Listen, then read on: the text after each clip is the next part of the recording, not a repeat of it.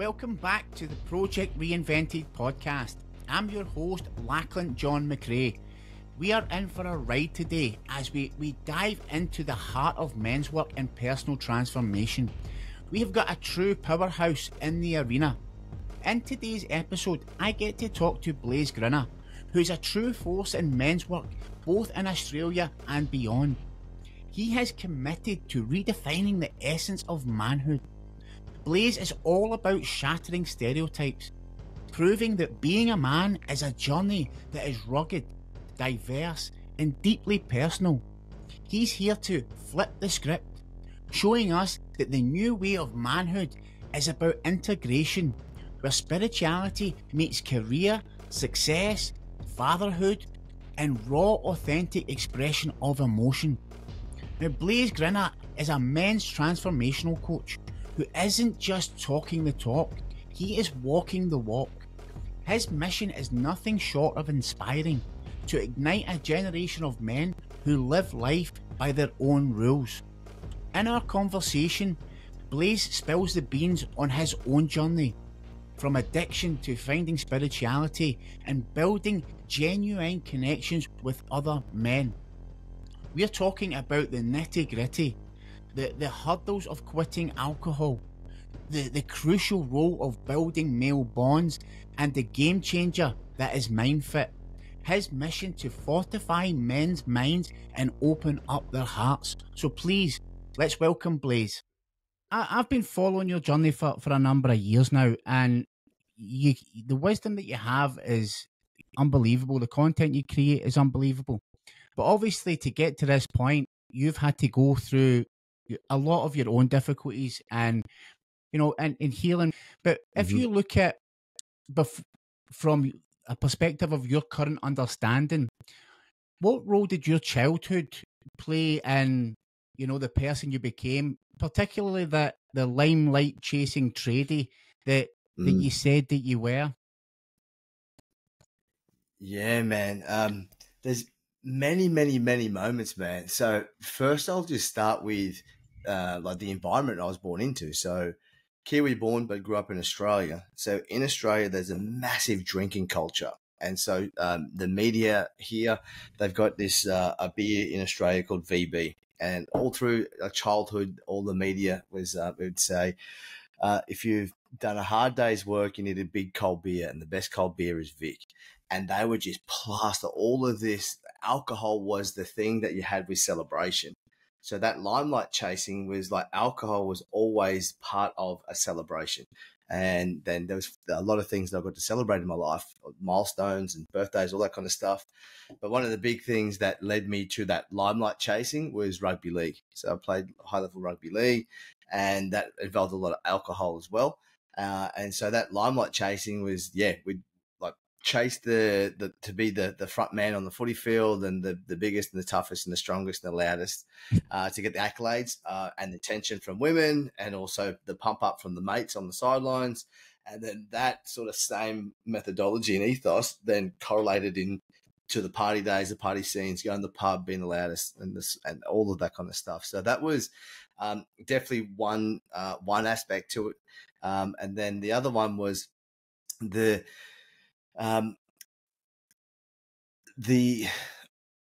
Dad left when I was 7, like I was always chasing like an eldership or a father figure. And so I was always looking up to older men, and because I played footy at such a young age with adults, like 14 years old playing, 15 years old playing A grade, I was always aspiring to these older men. So then that limelight chasing was like a way that I got attention from them and was able to be seen and liked and revered and brought into the group. So yeah, it was, there's a lot of like pain that I was trying to mask as well, which I sort of discovered in my early 20s, looking back within hindsight. At the time, I didn't really know I was deeply, deeply depressed, like unconsciously or subconsciously I knew. But yeah, it was just always just chasing the thing that was going to make me feel the best. And that was like really short-term gratification, which was the limelight, this fake happiness, if you will. Yeah, because when I heard you say that, it initially sparked something in myself, because I could identify with, being that person. And when I look at it now, it was exactly what you said. It was a lot of pain. I was too scared for people to see what was going on inside. I like you, my Mhm. father left when I was 4, and I had a stepdad who was an amazing figure, but my mum never let him really play a role in the kind of the. She took the biggest role, but Mhm. that fear, and I think it's still around now, even though that we're getting men to kind of maybe talk a little bit more. But it was that feeling of being scared for people to see that I was hurting, or I was feeling depressed, or I was showing any type of emotion that wasn't acceptable in the how to be a man category. And Mhm. when I heard you say that, I was like, wow, that was so so aligned with how I was feeling. So Mm. when you kind of realized that, what age were you when you started to figure, I can't live like this anymore? 27. It was a long road, man. Really long road. Something you just triggered for that of me too, man. When we're talking about like men opening up, I started thinking about like on the football field, if we saw someone that was vulnerable. So if he was hurt, if he was a weak link, we'd attack him and we'd like just put all the traffic at him. On the job sites, if you were vulnerable or weak, you'd just be ridiculed and put down. At school, that's what the bullies went for, was all that. So vulnerability was always seen as that sign of weakness. Um, and that, so it was that vulnerability. It was when I was 27 that I'm like, man, this is just fucking exhausting trying to pretend that I've got everything together when inside I'm just hollow. I'm crying myself to sleep when no one's there. I'm fuck, and this is a real thing, man. It's only been recently that I can actually sit on my own. I was scared to be on my own. I was like petrified because of this thing, man, that I'm pointing for the listeners, pointing to my head. My mind was so vicious. I had no self-love. It was just beating me up. And then majority of times because I was hungover or coming off the gear, and the come downs were so vicious, bro. But yeah, it was really interesting because it was when that realization came through was at the pinnacle of the limelight chasing. I took way too much gear, and then the veil of reality got opened up, and I saw so much stuff, man, that was petrifying, and started my spiritual journey because it was I ended up getting locked in the padded cell. So not sure if you want to Yeah, explore how that happened, but yeah, yeah. that was the moment when I was 27. This is the whole idea for this podcast is to shine light on these kind of topics. Like, how did you end up in a padded cell? Mhm. What was it that Yeah. that got you to that point? Because myself, I was suicidal. I tried to kill myself on more than one occasion, and I've been in the crisis Mm. unit. So there's so many guys who are scared to talk about it because of how they will be judged. But somebody like you who is helping, hundreds of thousands of men, you're across the other end of the Mm. world, and I've been following you for a number of years, and you've inspired me in so many different ways. That's the whole reason I've asked you to come on here. But to think, look at you and what you're doing now, then Mm. from where you've came from, that's a massive, massive transition. So what took Yeah, you to a padded 100%. cell? Yeah, man, it literally seems like a lifetime ago. It's interesting that there's people from my late 20s, and then I'm 40 next year, and as I've reinvented myself, some of them have come back into my life, and they're like, dude, like you're not even the same man. Like, not even it's a complete polar opposite of like the dude that I was. So yeah, back when I was 27, man, deeply, deeply depressed, super insecure, super jealous, um, and just wanted people around me. And so we went to this music festival, and I literally felt like was it Dan Bazarian? Is that his name? It's a Yeah. dude with the beard, and yeah, yeah, yeah. So that's what I hung around, man, was all these fake people. So chicks with fake tits and fake lips and fake hair. And that's how I'd rock out the festivals because I was the man, you know what I mean, with the hottest chicks. But then inside, just so insecure, bro. Just like a little boy, man, lost. And so at that festival was the first time I tried acid and had an amazing time. It was really beautiful. After party was amazing. And so this limelight chasing, the next week, I'm like, I want that again. I want that same feeling again. I want to feel like the man, have everyone there. And it was just, everyone was around me. I was the center of attention. So I got everyone to come to my place, bought some decks, got everyone over, all the same crew. But this time I'm like, oh, well, I wonder what happens if I have double the amount of stuff that I had. So I had 2 tabs of acid, snorted 2 ecstasy pills in front of everyone, showboating. We all went out to this nightclub, got VIP for everyone. So we're up in this thing. And I just remember, man, there's Calvin Harris track drop. So we're in VIP, all these friends and hanger-oners were there. I remember thinking to myself, because I stood up on the railing looking down at all the people that were below, just in the normal section, thinking, I fucking made it. I remember how egotistical, I fucking made it to the top. And then all the gear kicked in. And I was just like, whoa, what the fuck's going on? So yeah, went outside. And it was so interesting, dude, because there was this homeless man there right outside this big nightclub in the Valley. And I'd end up having a chat to him, and I started freaking out because what I could see was like entities, and like they looked like gremlins attached to people. So I could see all this stuff that was going on, man. And so I started chatting to this homeless dude, and it was like some of the most conscious conversations I've ever had. And then the maitre d' of the nightclub was like, hey, man, you can't be sitting here with this homeless dude. You've got to get out. You've got to go. I'm like, I'm not going. I'm just here with him. I remember dropping my wallet like 4 or 5 times, man. And I had like heaps of cash in there. And he just kept giving it back to me. And I was just like, I just remember catching these glimpses of like, man, this dude's like an angel. Like I just remember feeling there's something about this person. So they rang some police officers. So 4 police officers turned up, and I was like superhero, man. I just rolled 4 police officers. So they called for more backup, and it took 9 police officers to put me in a paddy wagon. By the time the paddy wagon turned up, though, I started to believe that I was God, like literally believe I was God, that I'd created everything. And so I remember one of the things that I wanted to test, well, if I'm God, I should be able to stop traffic. And I remember putting my hands like that in 4 lanes in Brisbane, and all the traffic stopped. I walked out into the middle of the road, and there was sparkles and everything all over the cars. And then I walked back.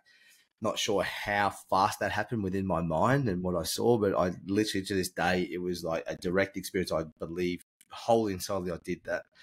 Anyway, so yeah, get to the padded cell, get to the jail, and it was like they were real heavy with me, man. So they put me in this padded cell because there was a lot of violence between me and the police officers. And then the experience that happened was, this is back when I was like 12 years ago, like ISIS was really big, and they were showing a lot of decapitations and stuff on YouTube and all that kind of stuff.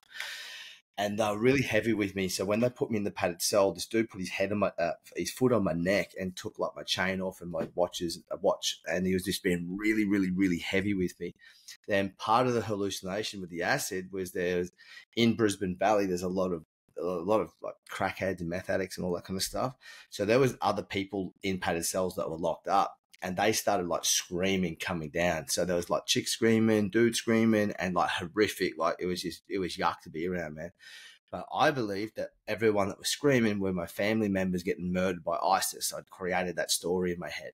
So I'm saying goodbye to my mum and my sister and my other sister and my brother, and I'm saying goodbye to everyone. And then the last bit, I just remember is that they had me pushed into the floor, and so they're not in the room right now, but this is like the trip I was having, and I'm like, I'm about to they're going to take my head. I'm about to die. And in that moment, I just remember flashing through for 27 years of my life. I'm like, fuck, man, I've had a brilliant life. I've got to go all over the country, like all over Australia, New Zealand, play football. Got some amazing friends, like a beautiful family. Cool. I let go. It's okay. So I like surrendered, man, and literally died. And when I woke up, I was in this massive big room, man, and there was like hundreds of people that I knew. But it was just their bodies. So it was their torsos, their head, their arms. They didn't have any legs, and around them was a bit hazy. And then people said, hey, man, good to see you. What's up, bro? And it was just like this massive big party. And was in that realm or dimension for, I don't know, it felt like 10 minutes. And then I snapped to reality. And here I am sitting in the middle of a padded cell, in the middle of a jail. And I'm in the full lotus, man. So like the Buddha pose. So my hands were like that, and I was meditating. So what I'd done is at some point in that pattern cell, I'm like, oh, I'm just going to sit here and meditate on acid. And then that's a hallucination I went through. And so what I experienced in that dimension though was so fucking real, man. Like it was so real that I'm like, what the fuck was that? And so for me, that was my spiritual awakening or spiritual crisis. Is like, I need to figure out what the fuck that was. And I'd never meditated in my life. 27 years, never meditated. And that trip lasted for 3 days. So I'm not going to talk about the next 2.5 days. It's a long story. Though, as I came back into my body and back to this planet, I'm like, what was that? And so that's when I went on a journey, man. So I was still in construction. I was managing teams. And the only people that I knew that meditated were monks, Buddhist monks, because I learned about Buddhist monks in school. So I just went, I've got a heap of Buddhist books here, man. So I just went and like on Amazon and just bought like all these books, got them sent to home. So I'd go to work and then I'd just start reading about Buddhism and what was enlightenment. What I wanted to figure out what the fuck that thing was, man. And so I just read and read and read for like maybe 6-8 months. And then I found a temple in Brisbane. So I started practicing Buddhism in Brisbane, but I didn't tell my mates for that vulnerability piece because I told them that I was going sober because I found out that the monks don't eat meat, they don't drink alcohol. So I'm like, cool, I'm going to go sober. And I remember how much shit my mates hung on me, man. Like that, like who are you going to be if you don't drink? It's like that. It was like such a persona of that limelight chaser that was me and alcohol. And it was really interesting that their wives were the ones that were encouraging me. Back then, my nickname was Sugar, and they're like, "Sugar, you can do this, man. If you be sober, this is awesome." And it wasn't until like 4 months in that these dudes actually like, "Oh, you're serious about this shit?" And so I'm like, I'm not even going to tell these dudes I'm practicing Buddhism because they're just going to pay me out. So I just make stuff up that I was hanging with my missus or like but I was practicing there for about a year before, and then I moved to the sunny coast, and then I found a temple up here, and then I was going to that temple for about 2 years, and then met my wife, and then it was really interesting. So I went to take a vow to become a Buddhist man. I haven't really told too many people that, but yeah, my wife and we'd been dating like 2 months, so I took her up to the temple for this ceremony for me to become a Buddhist. And the first day, they were talking a lot about some Dharma, which is Buddhist education, knowledge, and that kind of stuff. And I asked a pretty loaded question that I'd been sitting with for a long time. And then the nun that gave an answer, the answer went for about an hour. And I remember I'm a man of my word, and like to commit to these vows, I'm like, man, I'm going to fucking break them like so many times. So, and the life that I want to lead and live, I don't think that I can be like boxed by a religion. So I ended up saying no. But yeah, man, that was the story, bro, of like why, what was the turning point. But then that turning point for the first 3 years, I didn't talk to anyone about it, trying to figure it out on my own, which I feel so many of us men get in that spot of like that lone wolf of like, we want to change or we want something different, but where the fuck do we go? How do we do that? And it's a lonely journey. Exactly, bro. That's what I was just like listening. That story blows my mind. You know, I've heard like little bits of it, but I've not heard the whole thing, which is amazing. See, when you first kind of stepped away from the alcohol, you know, how difficult was that for you? Or, you know, because obviously this is your life. You're the life and soul of the party. You're partying all the time. You know, and you're taking a step back. Was it just that drive to find out what this experience was? You know, did you have to battle with yourself to stop? Oh fuck yeah, man. Alcohol's a demon for me, man. And still is. And so in the past 7 years, I probably past 7 years, 3.5 or 4 of those years I've been sober. And with all the men's work that I do, we look at vices, so like porn, alcohol, drugs, cigarettes, Netflix, whatever that vice is. And for me, it's been like always alcohol. So I'll go stints, man. So cool, I'll do a 3-month stint or a 6-month stint of sober. And then after I've done the commitment, then the alcohol will come back in. And if I don't have really firm boundaries, it just turns into binge drinking again, man. And then I'm like, fuck, I need to have another commitment. It's interesting, man. So I did a year sober. So I did a year, and then there was a year that I wasn't wasn't sober. Then I went another year, and then at the 9-month mark, I decided that I was going to have a drink, which was the past 2 months. And so I literally have only just recommitted last week with my men's team that I'm doing another year sober. It was really interesting, man.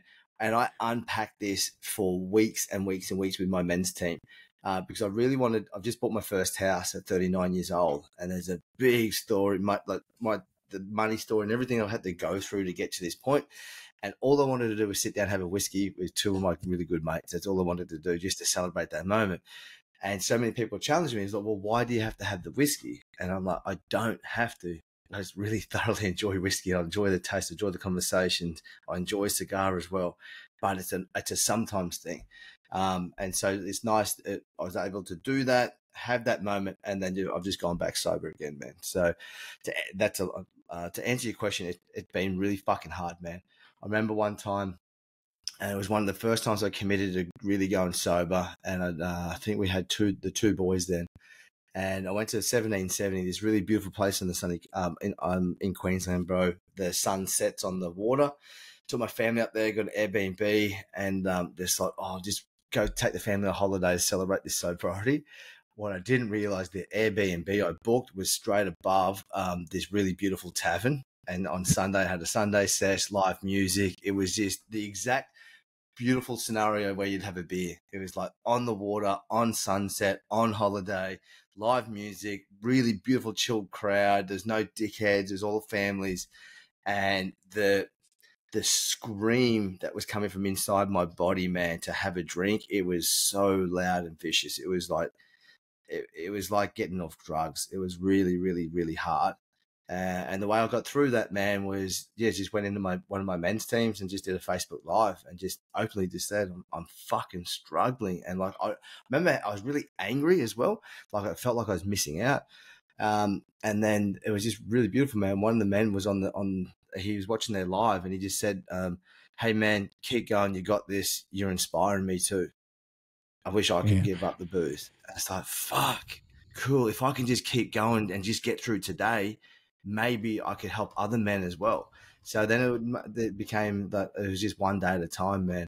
And over the past 7 years, that's how I go when I do be sober, is like I'll make a commitment of like 3 months, 6 months, a year, whatever it is.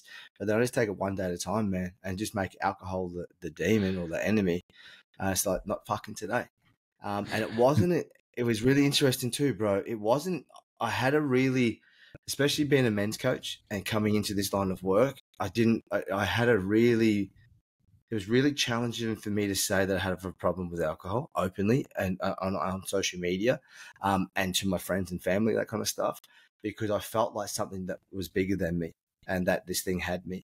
But it was the liberation I got when I actually said, hey, do you know what? It's a fucking demon. It's got me. It just, all the weight lifted off me, that I didn't have to fucking hide anymore. Yeah, man, it was a problem, and it had been a really big problem in my life. That's the thing. See, alcohol, same for me. It's a demon. You know, I was a full-blown alcoholic and an addict for, I admitted it when I was 30. I'm 45 next week. But it was the difference with my friends. When I decided to quit, they were thankful because they'd seen how dark to the places it took me. It was a really bad place. And I haven't even counted the days or anything, but like you, I take it one day at a time. But I know it's coming up round about 5 years. I think it was 5 years in the Novemberish time. And but the only thing that I miss is what you were saying, is that camaraderie. That was sitting with the boys, having, a drink and having the conversation and the fun.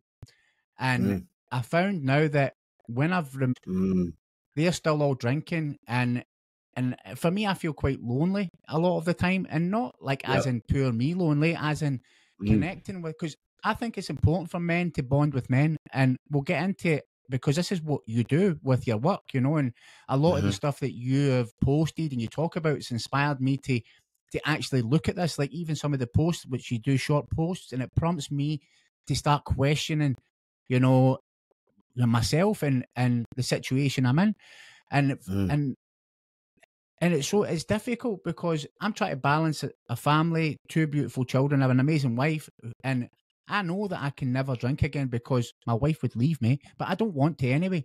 But it's finding that, you know, that connection with my friends. That's what I miss, you know. Mm. And so how did you kind of deal with that? How did you deal with, you know, not having that relationship with your friends? It was really fucking hard, man. So it was like that dark night of the soul I had to go through. And so I no longer talk to any of my childhood friends, these men. And like, fuck, dude, I just found out literally last week that one of my friends, he just did some time, like just in the last this year. Some of those men, that one of them did jail. He went there for 14 years, man. Another man I was knocking around with, he shot a police officer and then killed a police officer and turned a gun on himself. Like, so these are the men I was hanging around, man. And so I needed to like get the fuck out because I was next, man. I'm so blessed that I dodged the bullet. So I moved to the sunny coast, and when I moved to the sunny coast, I didn't know anyone. I didn't have any friends, male friends. I just had a girlfriend. And so the way that I did that was I was very clingy, man. And I hadn't really delved deeply into men's work then. This is when I was like 30. And I just remember that I do everything with her and all of her friends and her guy friends and her chick friends. But then when she wanted to go do stuff with the girlfriends, I'm like, oh, fuck, what am I going to do for the day? Fuck, I've got like 10 hours to fill. And back then I didn't have a hobby. Like footy wasn't there anymore. It was just, I was a tradie. I was in construction. That's what I did. And so the love that I picked up was surfing, man. So surfing was a savior for me. I had something to go do that was outdoors, that was exercise, that I was really shit at, that I could get better. And there was a documentary from, it was, Mark Occhilupo, Mark Gasnier, and Pete Murray were on a boat. And I watched this documentary as about surfing. It was like 2 a.m. And they were talking about spirituality and how surfing is connected to all of this thing. And they're talking about alcohol and all that kind of stuff. And it's like, fuck, maybe I could do that because everything they're talking about resonates. And so, yeah, I fell in love with surfing, man. So that was a really big anchor for me in those years. But then it came a point, like you're saying too, man, that I really craved that male connection, that camaraderie, that brotherhood. And that's when I found men's work and stepped into that. But it was really interesting. It was a moment, a really humbling moment. I created a movement here on the sunny coast. There's like 500 men in our local chapter. I was running circles every week, having like 30 men every week turn out the circles. I had a lot of online stuff that I was doing. There's like maybe a few thousand people in our online communities as well. So I was connected with all of these men, and all these men knew so much about me. They're holding space about me, knew my dreams, aspirations. But and there was this a peyote ceremony that was coming, and myself and about 10 men got asked to cut down the bamboo for the teepee, which was a deep honor for me. And then afterward, there was a men's circle. I'm like, awesome, what a beautiful celebration. So I went and did that, and then I remember a few men were going to do that. There was a heap of men going to do the men's circle. There's a heap heavy lifting men's work. And there's a few men going back to another property where I used to run my retreats. They're going to sit around a bonfire and have a joint. I'm like, fuck, I just want to do that. I just want to go play and relax and just fucking laugh. And there was this, I missed that so much, man. So I went to that bonfire. I chose to do that. The people of the men's circle, they were shitty that I didn't go. I remember feeling that guilt of like letting people down. But then, yeah, there's about 6 of us at the fire, man. And I had a joint, the medicine kicked in, and then I just started bawling my eyes out. And they're like, what's the matter? I'm like, I love all you guys so much, but not one of you guys have ever been in my house. I've never invited you around my home. So I had all of these male connections, yet I still had these men at arm's length because of how much pain and hurt me letting go of my childhood mates I went through, because they all attacked me. They put me down about, they came for me on social media, dude. It was like horrific. And so that pain was like really still, I didn't realize how much it affected me. And there's this realization smoking that joint that I hadn't let any men deeply into my life, into my like close life, into the circle. So I was surrounded by men, but not really. It was like this facade, man. So I deeply resonate. It was a journey, man. It was a really interesting journey. So letting men in, you know, and this is after you've started men's work. Is this when after you've actually started on the journey? of helping Yeah, men? man. Yeah. Yeah, 100%. And so like these men, like when I say let them in, like the men at the men's circles, and like I'd catch up with them here and there, and we do some face-to-face stuff. Like they knew everything about me. Like I deeply let them in, like vulnerability wise, but then the safety of my own home and my own kingdom, like I didn't have any mates. So it was Blase the facilitator, and there was this um it was like they needed me and I needed them. It wasn't like like we don't need like I feel true mates. We don't need each other. It's just there because we are. It's like love. That's what love is. Where the relationship that I'd built was there was always the facilitator, the coach, and clients, and then we formed brotherhood from that. Um, and it was interesting that it was one of the men's circles. I remember it super clearly because I'd declared openly that my wife and I were going to get relationship counselling. And it was like a really awkward share for me. And we're in the car park, and there's this bro, Leon, and he was just super interesting. He had a son the same age as me. He was a martial artist. He was super switched on, spiritual dude, did plant medicine. So I just went up to him in the car park. I was like, hey, bro, do you want to be my friend? And he's like, dude, I've been wanting to ask you for 6 months. I just didn't know how to fucking ask you. And I'm like, well, how the fuck do we do this? What's your number, man? And so he exchanged numbers, and he was the first man that got me off the horse of like building a friendship, man, because I hadn't done it before. I hadn't done it as a grown adult, you know what I mean? And it felt super. It was fun, literally like it felt like masturbating left-handed, dude. It was so awkward at the start. It was so hard, man. And then the thing too was because of all these brothers that I had in my life that we sort of needed each other for accountability and stuff. It was interesting how much I'd forgotten just to text Leon. I was like, hey man, how you doing? Just for like, rather than just wanted to check in on him. I remember one time he rang, like it was about 3 weeks after I'd asked him to be my friend. 5 minutes in the phone call, I'm like, hey man, what do you need? And he's like, dude, just relax, bro. I'm your friend, man. I'm your friend. I don't need anything off you, bro. Just chill the fuck out. I rang you just because I wanted to see what you're fucking doing. But that's how I was wired, man. So yeah, and yeah, it's interesting that dynamic of myself and Leon and having to build a bond and a friendship. We take that and this how awkward I felt and Leon felt, and we take that into our men's work and our men's teams, and we have the way we run our buddy systems is pretty cool. Yeah. So, what was the steps to actually getting into the men's work? How did you transition from being this tradie and because you know what I've heard is like you've worked with some influential people in the space. It's not you've not just started and saying I'm going to be a men's coach. You've actually been and done some work, and you've worked along some the kind of pioneers of men's work.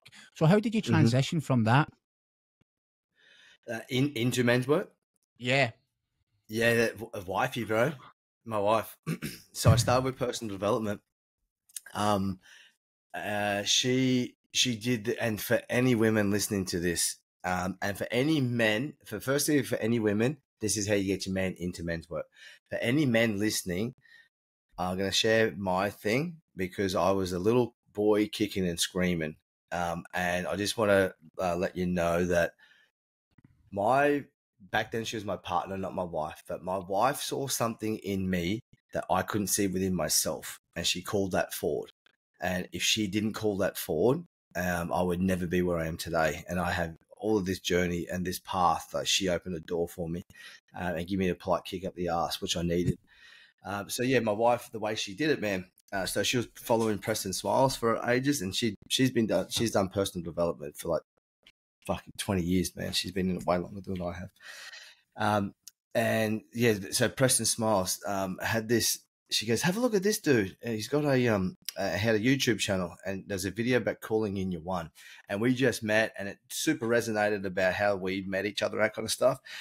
And the way that he was delivering content was, I'm like, oh, this seems pretty cool. Like it was a lot different to the Buddhism stuff that I'd been reading. And so it was just really entertaining, and it really hit these like trigger points within me. And then about 2 days later, she came back. She was like, oh, he's put a new video out. So we watched it together and we had these discussions, and then she just let it go. And so then I like Google this dude and fucking stalked him on Facebook. And so I just started consuming his content because I liked and resonated with him. And then about a month later, and I think she'd already had this planned anyway, but they were coming to Australia, Preston and his wife, Alexi Panos, and they were running a personal development workshop called The Bridge. So she bought me and her a ticket for it for Christmas. And so she's like, I've got this thing. Do you want to come with me? I'm like, oh, no, fuck. I don't want to go to this fucking thing, man. But like, yeah, cool. Like, I'll go because like that dude seems pretty cool. I like what he's putting out, but I'll come. And then around the same time, so I think I said yes, and it was about 6 or 8 weeks later that the thing was. So I said yes, and then we had a massive nani, bro, wifey and I, well, my partner. And I spat the dummy and drove back down to Brisbane, man, and got in contact with all the old mates and relapsed. I was clean, man. I hadn't touched any gear for like 6-7 years, man. Went and found my old best friend, man. We blew ourselves out on ice, went drinking all night. I ended up in hospital. Like, he pushed me. We're fucking around the street. He pushed me over and I cracked my skull. So I actually lost the sense of taste and out of my mouth because there's this nerve in my ear. And then I was out cold, and when I woke up, I was in hospital. I'm like, fuck, let's get out of here. So I left, and because I left without signing out, the police were looking for me because I had a head trauma. And I don't know how, man, but they turned up at my mate's doorstep in Brizzy. But they also rang my partner. They found that because must have been I put my address as living with her. So then she's ringing me like, fuck, what's happened, that kind of stuff. I'm high as fuck on ice, really drunk, and I tried to drive back home. So Brisbane, the Sunshine Coast is like an hour and a half drive. And I got like halfway, man. I had to pull over, and her and her mum come pick me up. And it was the first sort of time in my life that, other than my mum, that there were people that didn't judge me for how bad I was. Like they brought me closer. They didn't banish me. And yeah, so I sobered up like 2 days later, and yeah, she goes, okay, you're out. I don't want you in this fucking house. Go sort your shit out. And that was, so I was at a mate's place on the couch. I'm like, fuck, I need help. That's when I saw a psychologist. So him and I started talking a lot, and got to a really beautiful point. I brought up this bridge program, and he's like, are you going to go? I'm like, fuck that. She's trying to change me. Right. And so this is what I said at the start. So, men, this was the little boy coming out. She's trying to fucking change me. And he's like, dude, you're focusing on what's the worst that can happen. What happens if you flip your mindset and I came at it with like, what's the best thing that can happen if you go to this thing? Like, she's already paid for it. You're for free, man. Like, you just get to go. And so he goes, what is the best thing that could happen? I'm like, well, I could get control of this anger that's consuming me. Maybe I could get over my insecurities. Maybe I could trust myself and men again. Maybe that there's something else for this life because I don't really like in this construction game anymore. Maybe I can fucking find happiness too, man. And he's like, cool. Well, why don't you just go with that intention? Like, cool. So yeah, then it was like, cool, let's go. We went to it together. Preston ripped me apart, fucking blew me to pieces. Got my fucking ass handed to me in a really beautiful way. And then the next week they had one called Extreme Leadership. So we put that on a credit card. We went back a second weekend later. And then it wasn't too long after that, man, I left construction and I ended up creating a men's movement with Preston. So it's a Conscious Man Brotherhood. We built that. And my first coach was Jetty Azuma, who's got the Rising Man. And got to walk side by side with those men for several years, man. There was about 3 or 4 years we did that. So yeah, that's how I got into personal development and men's work, man. But yeah, it was my partner. That's amazing, bro. And now you've got, you kind of got your own movement now, MindFit. So for the men out there, what is men's work? What is men's work, and what does it mean to be mind fit? Yeah.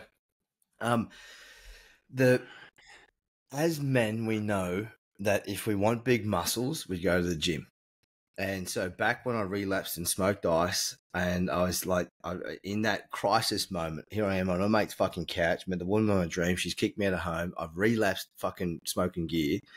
Like, what the fuck? Where do I turn to as a man? Like, where do I work on myself? How do I become happier or freer or find confidence? How do I get past this jealousy? And so I started Googling, man.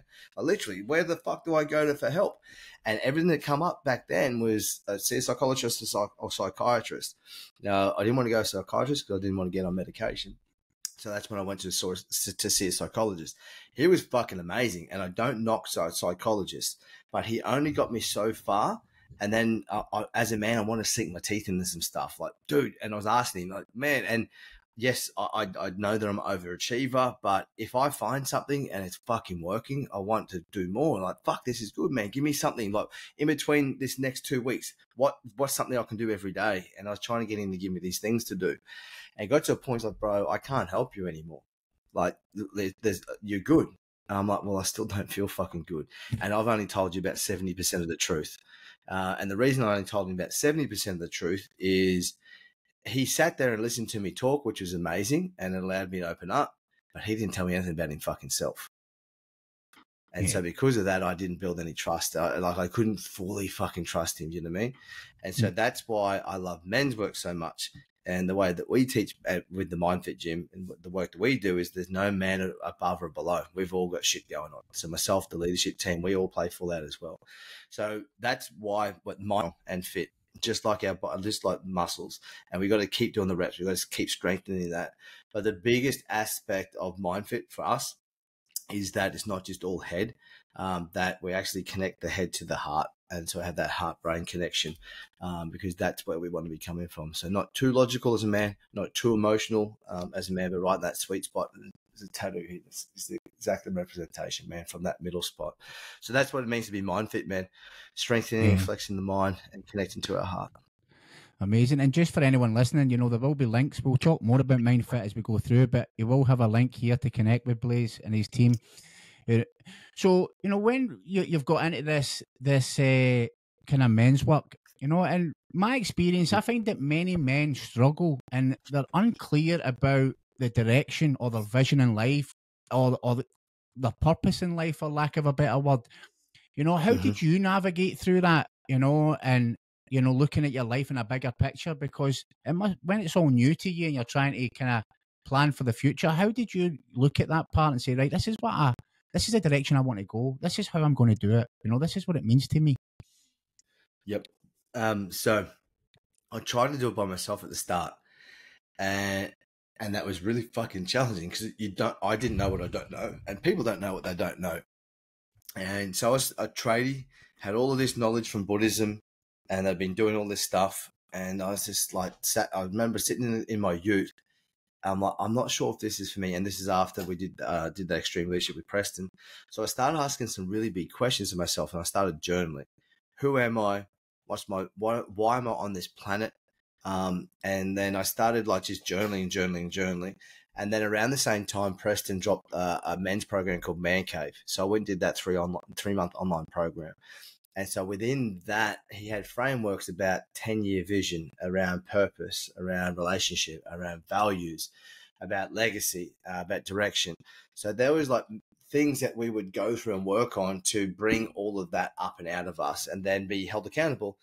And I remember just having some these men that were coaching me. I'd have these ideas that are like, oh, I want to do this and that. And they would challenge me. And so it was it was beautiful because these challenges that when they challenged me, they were just seeing if it was, is this the thing I really want to do? Why do I want to do it? And some of the things that I wanted to do in life, what I realized through their help was I was only trying to do it so that my dad was going to be proud of me, or I was only trying to do it so my mum would be proud of me. It wasn't actually what I wanted to do. So that was really interesting, man. And then for me, how I found the men's work thing is I actually built a tourism business. My wife and I built a tourism business. That was the first business that got me out of construction. I'm not sure if you've heard of the process Ikigai, the Japanese process about finding your purpose. Yep. Yeah. So I did that without knowing it. It was really interesting. So I journaled on that. What am I really good at? What do I love? What are my superpowers? What does the planet need right now? And the tourism business, I didn't do what the planet needs right now. But then as I had all of these ideas on this paper, I was like, didn't know how could I monetize that? How could I make it? I was still in construction. How could I make a business that could feed the family? And then one night, man, just I woke up at like 2 a.m. It's like, create an adventure business, a tourism company. It hits all of the boxes. You bring people together. You're out in nature. And so that was the first business, man. Left construction, put everything into that. We built that, traveled the world with it, which was pretty cool. But then within inside of that, when I found men's work, I started doing like men's only adventures. So doing men's hikes and that kind of stuff, which is really cool, man. Because I was one of the first dudes doing all the hikes and that kind of stuff here in southeast Queensland, which was really cool. But yeah, we just take men out bush, and I do men's work and plus adventure. So I was like cross pollination type stuff, which is really cool. And so yeah, that's yeah, man, Blokes Venture. That's how it all came about, man. Yeah, Blokes Venture Half is it all. Yeah, it was just blokes adventure, put them together. Yep, perfect. Manly men coming in and doing an adventure, because the word adventure is an unusual or daring experience. I'm like, oh, cool. Well, that's what fucking men need. Let's go do an adventure. But that's how Blokes Venture was born, bro. But it's really interesting. Like it was all meant to be. So I woke up at 2 a.m, do that.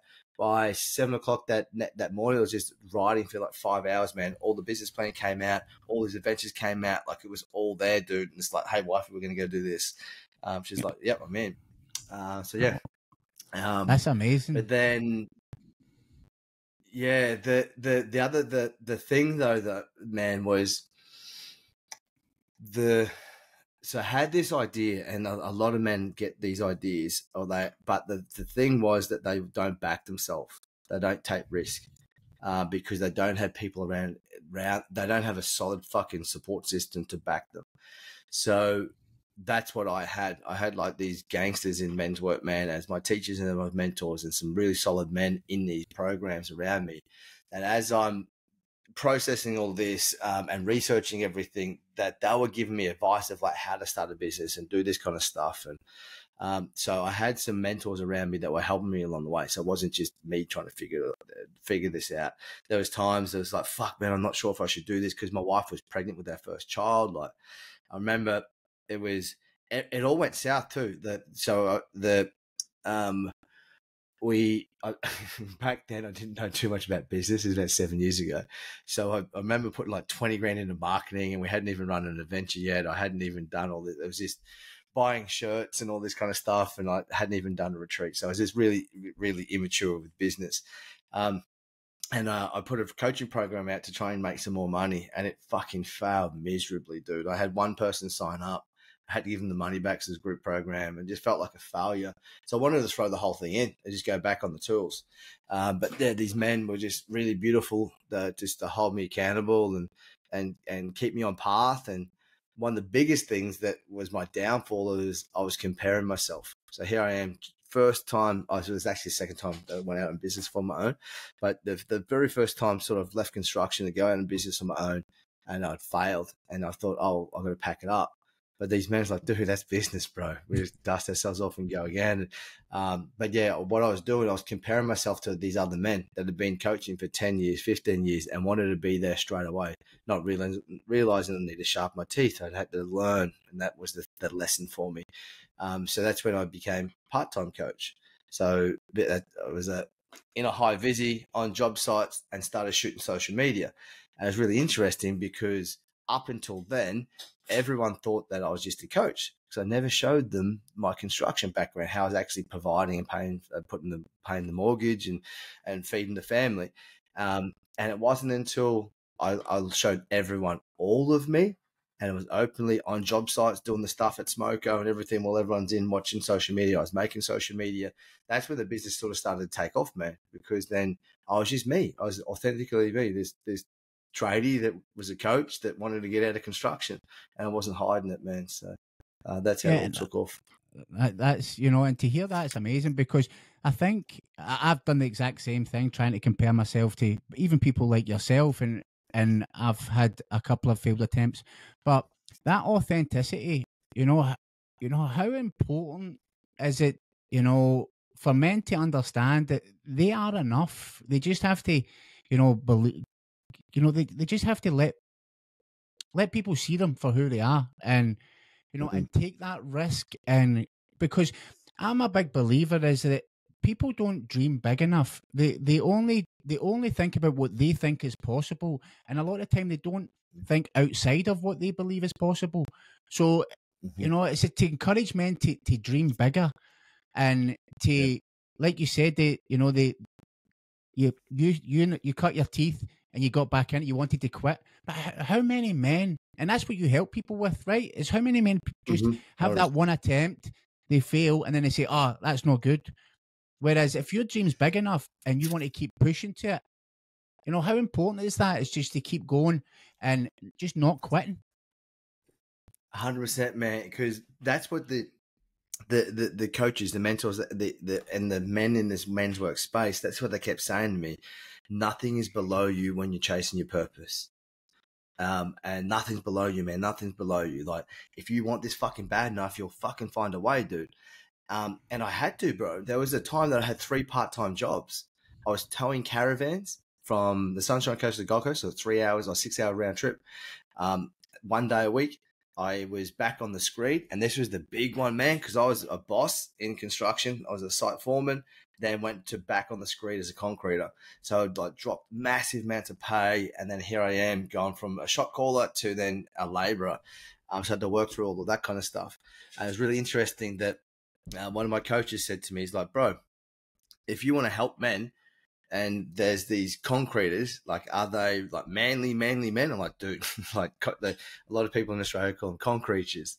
And he's like, if you could get those dudes opening up and talking on a job site, how much easier is that going to be for you to be a coach? How much easier is it going to be for you to be relatable?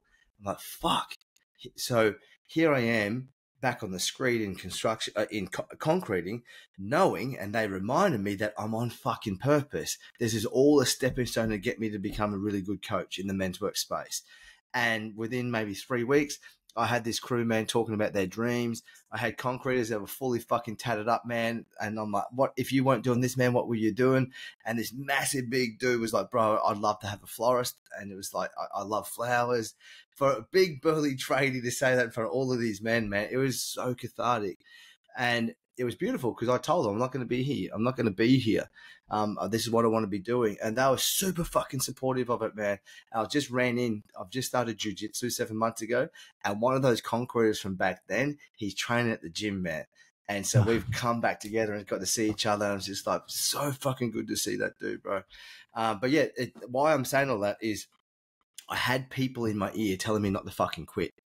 And it just kept reminding me that nothing was below me. But everything at that point, I was very intentional with the things I was saying yes to. So the concreting, it was easy, quick cash. It was a skill set I had, and I could pick and choose the days I wanted to work. Towing the caravans, I was listening to podcasts for 6 hours learning about business and how to start my own business and learning about money and finances. And then I did 1 day a week in a tourism company here in my local town because we had a tourism business. So why not fucking work in the tourism business? That's the big thing to learn about my business. So I was very intentional where I put myself. But I felt like a failure because I had 3 part-time jobs. It wasn't really quote unquote stable, or it wasn't like didn't have all the bells and whistles, that kind of stuff. But it was the happiest I've ever been, man. But if it wasn't for those men in my life, pushing me and challenging me and keep me on path, I would have quit. I would have tapped out so many times, man. And there's also someone else I have to mention right now is my wife, especially going in business with myself, because she's been in business for a decade longer. She's been in business, I think since she's been like 21 for herself. And so there's been many, many, many times that I've wanted to tap out in business. And I remember the very first time it's got to this point and turned to my wife at dinner. I'm like, have you ever wanted to quit doing what you do? And she's like, yeah, all the fucking time. I'm like, how do you reframe? How do you get yourself back in the game? And she goes, I just remind myself, like, it's either work for myself or what's the opposite of that. I remember sitting at the dinner table and like, I didn't want to do social media anymore, sick of doing the emails and the nighttime coaching.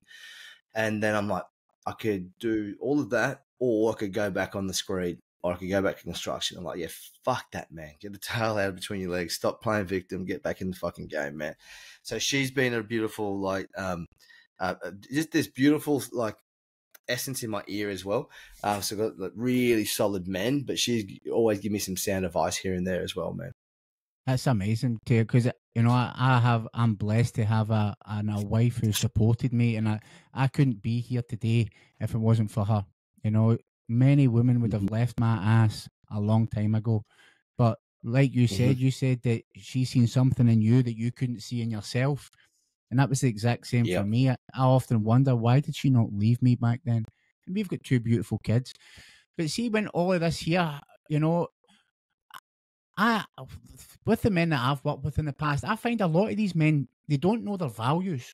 You know, they don't know their personal values. And I know that this is something that you talk a lot about. You've actually got a free download for people, which is understanding their personal values. So how did you discover your personal values, and how did you start implementing them in your daily life? Yeah, man. So the first time I learnt my values was in one of those workshops from Preston. And there's a gentleman by the name of Emil Stevenson. He's a coach over in, he lives in Bali, but yeah, he was just amazing with values and self-love. And so, yeah, that was the first time. Actually, I lie. I did learn my values when I was 17 in a leadership training at school. I remember doing them then, but the way that they taught us, it didn't give me anything to directly sink my teeth into to keep it going. Whereas Emil, yeah, he taught me some processes. I unlocked my values. And then he gave me me and everyone in the room, some accountability to do. And so I started doing that accountability of like really checking in with myself once a week of like, how am I living into my values? But with him and there's other couple of coaches that along the way, we started digging deeper into, okay, cool, that's your value, but what does that mean? And starting to really understand what that meant. And then I remember getting asked, like, what are your values, man? And I'd like stumble and stutter, and I couldn't really remember off by heart. So then I started realizing, well, man, like we unconsciously lived by these. I need to be living consciously by these. I need to be making my decisions from my values. And then that's when I really fell in love with the process of really knowing my values consciously. And I have a big fucking believement that every kid should be taught this in school, because it's like it's our moral compass as a man. Like when we have our values locked and loaded, this is exactly where we get to make decisions from. And if we have a vision, then it's like, cool, we've got a compass and we've got a map. We know where we're going. So we're a man on purpose and we're walking a path. And that it seems pretty simple. I won't go down the rabbit hole of why the governments aren't teaching kids in school the value systems and how to live by their values. But yeah, that's why I feel it's so important, man. And I've had to make some really fucking big decisions, man. In the past 7-8 years, some massive decisions of like gut wrenching decisions and I'm like, how as a man do I make this decision? Because if I go one way, there's gonna be so many fucking people hurt. If I go that way, it can be the same. Like how do I make this decision? Where do I draw this reference line from? And it was my values, man. And so, yeah, there's been a few of those moments of like big moments in my life in the past 7 years where I've had to really lean on something. It's like, how do I lean on this? If I make this decision, how will I not regret this for the rest of my fucking life? And that's the answer is if you in alignment with your values, you can never ever regret it because you're living in your truth. And that was a big thing too, bro. Yeah. Back up until these moments, I was a fucking people pleaser, dude. Doing everything for everyone else. And just my values were, yeah, this is a big thing, man. It was always my wife, my children, and men's work before myself. And then that's when I had to realize that, oh, man, my health and my spirituality had to become before everything because I'm leading all of those things. And if I don't have that, who the fuck am I as a man? So why do you think it is that men struggle to ask for what they want? You know, what is it they truly want in life? You know, and you know whether that's in relationships or what they want from themselves. Because like you, I was a people pleaser. I made a lot of mistakes. You know, I still do. But I find it. You know, why is it so difficult to just actually ask for what they want? Yeah, I feel there's a few things, man. Like number one, the fear of rejection.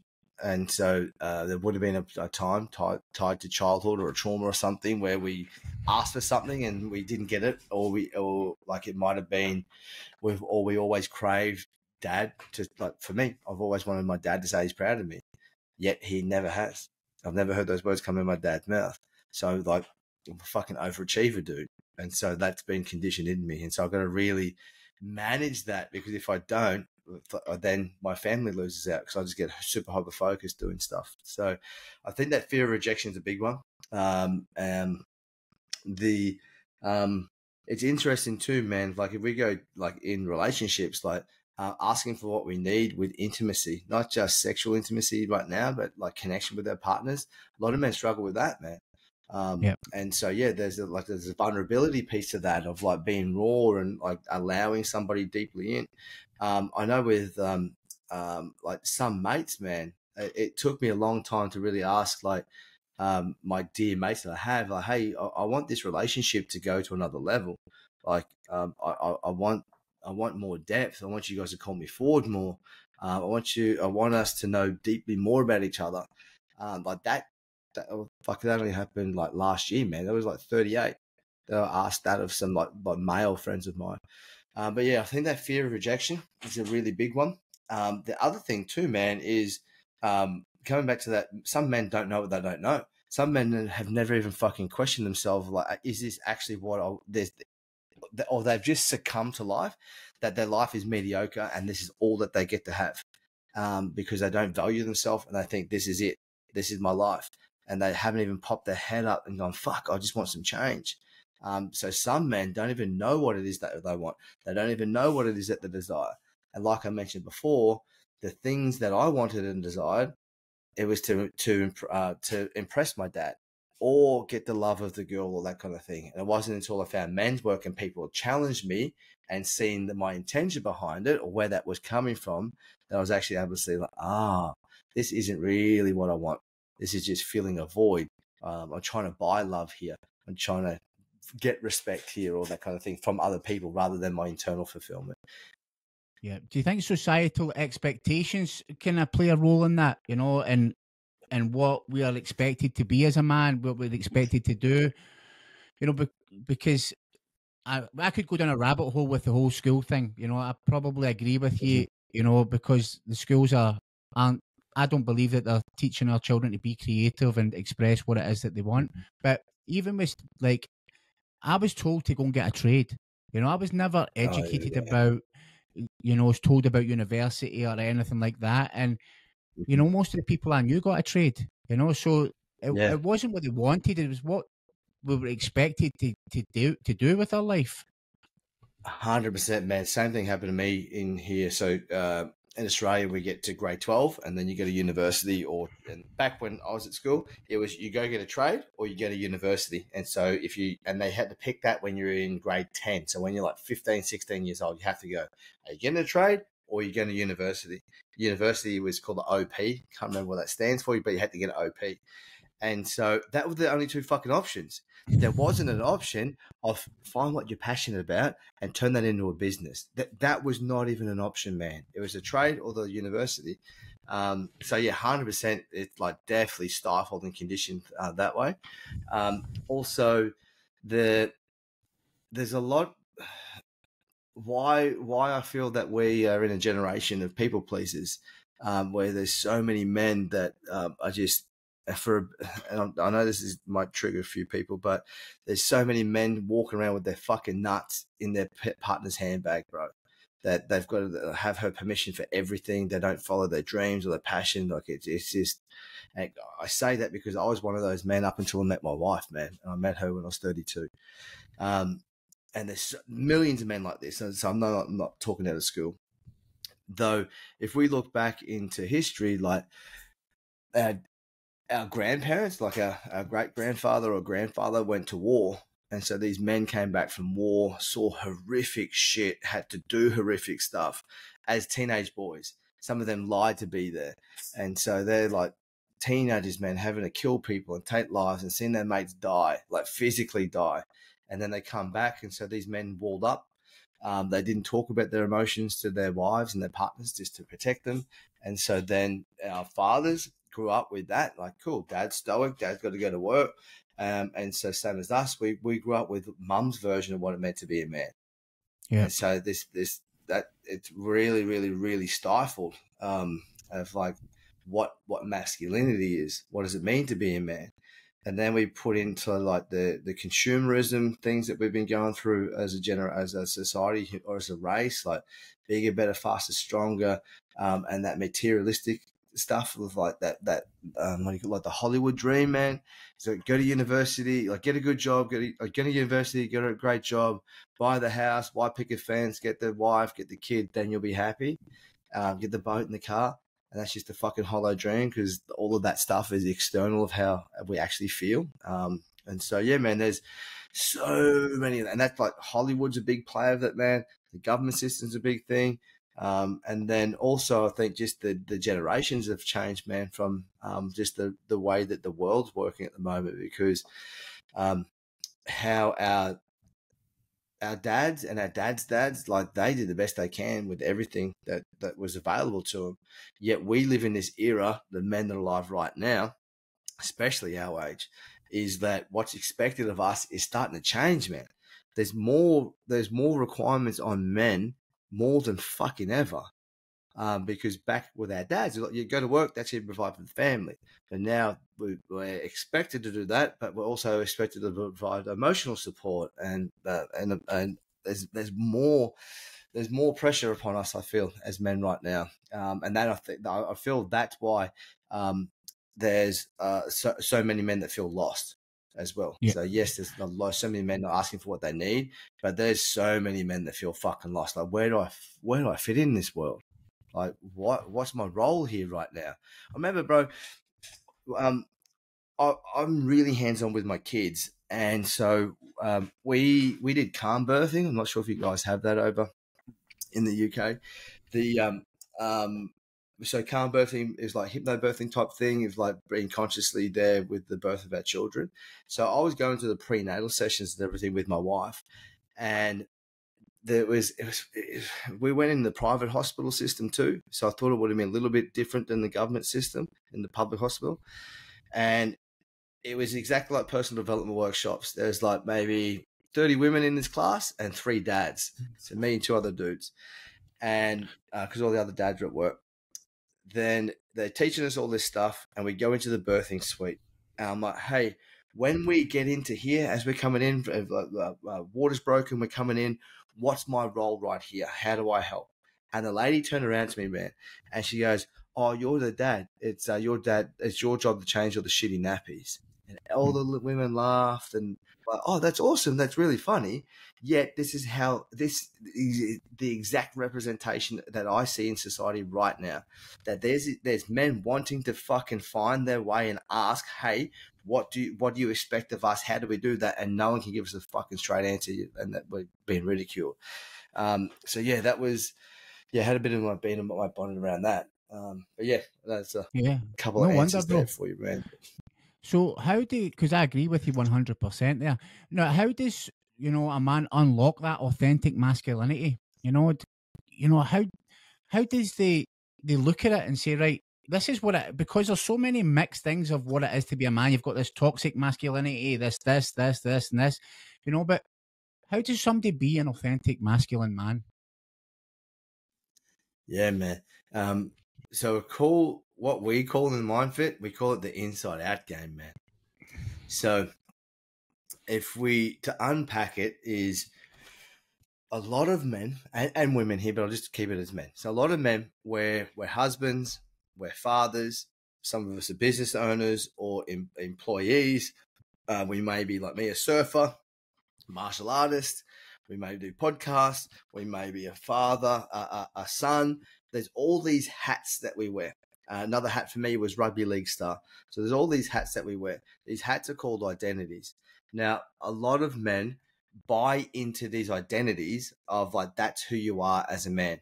And so if we really want to look at like, what's your true masculinity, my true masculinity, we need to go beneath all of those hats and figure out who's the man that's wearing those hats.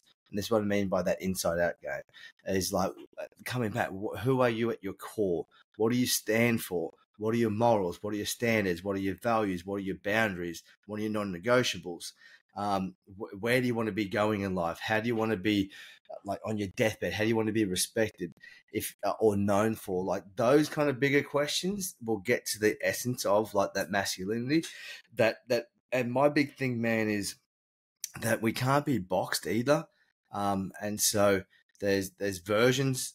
There's going to be many different versions of masculinity it's got to be up to the individual that yeah, man, because there's like I see some stuff on social media at the moment around alpha males, and it's like they're recreating the alpha male, but a lot of it's got to do also with the way they look with their physique, which I disagree with.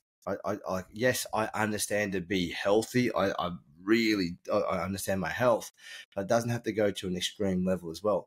So I don't think that you have to be jacked or yoked to be a masculine man. So there's this that we've really got to decipher that for ourselves. There is some sort of things that I think that are like through lines for most men. And one of them is just to know your values and live truly by them, to be integral to your word, follow through with what you're going to say. To be trusted, man. And the way that I figured that out, and this is how we teach in MindFit Gym, this is how I've been taught with all the men's teams that I've been involved in, is that we're all mirrors of each other. And so when I was trying to figure out who the fuck I was, because I was 32, bro, 32 years old, baby on the way, and I felt like a boy.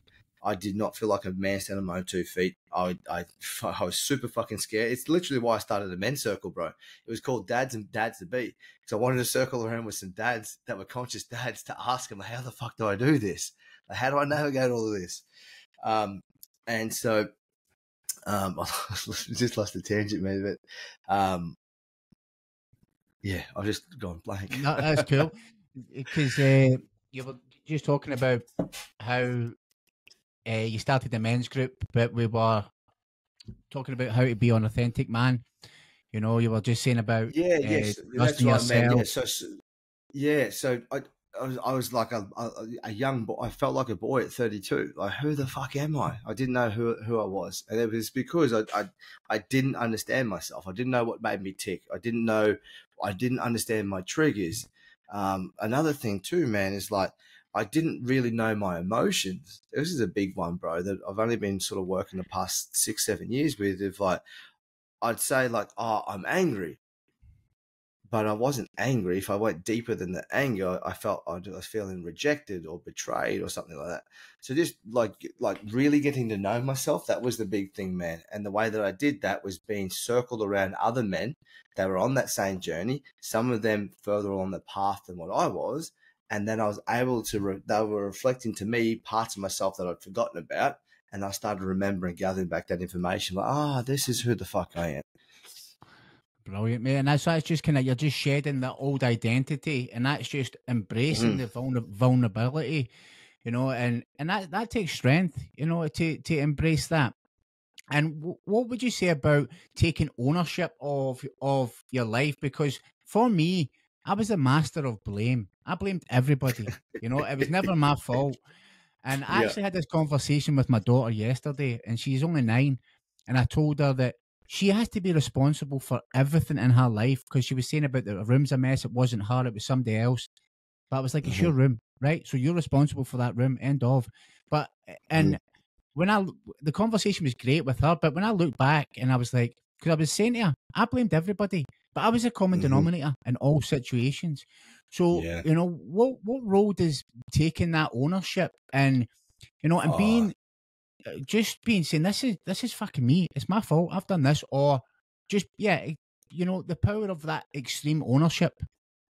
100%, man. That I think that, and this is something that that we're really missing in this generation and this culture, is like initiations.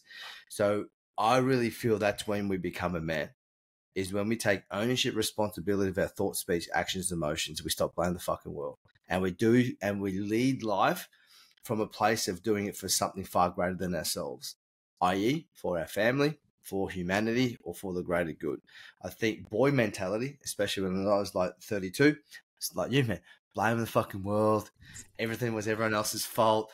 All the opportunities that I don't have is because of society and the government and all this kind of stuff, like giving my power out to everyone. But it wasn't until I swallowed the hard pill. And the way that I swallowed the hard pill, man, has got some really stern feedback from a mentor. And he said to me, do you realize that everything that happens everything that happens to you in your life is your fault? And it's like, oh, is that because you're not fucking taking ownership of it?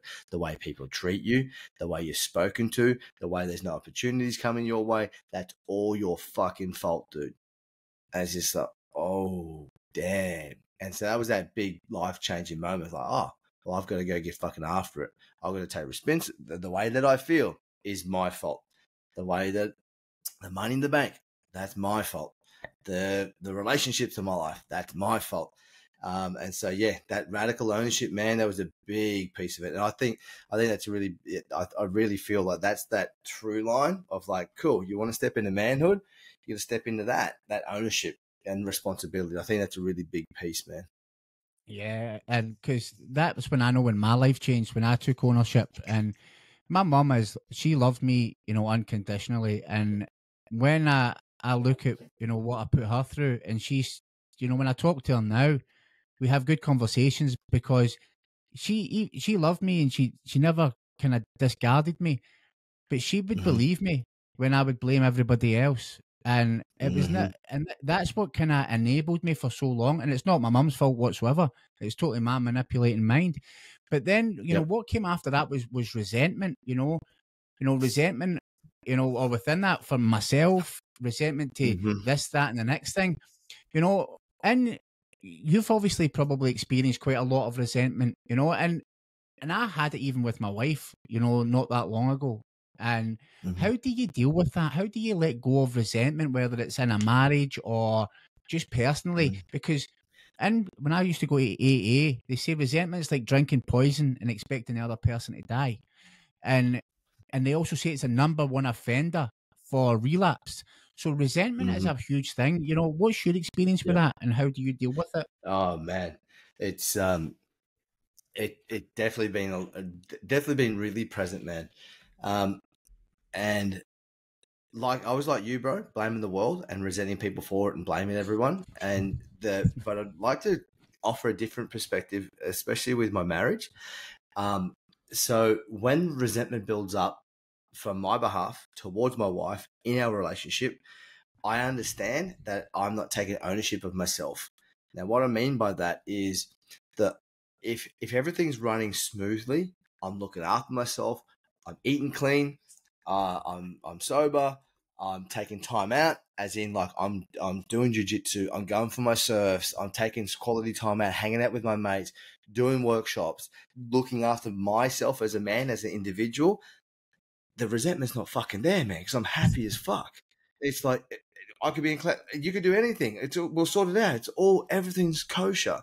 But the moments that I get caught in the grind, in the hustle of work, not getting good sleep, maybe eating unhealthy, tired, all that kind of stuff, and just stacking and not looking after myself, that's when the resentment keeps stacking.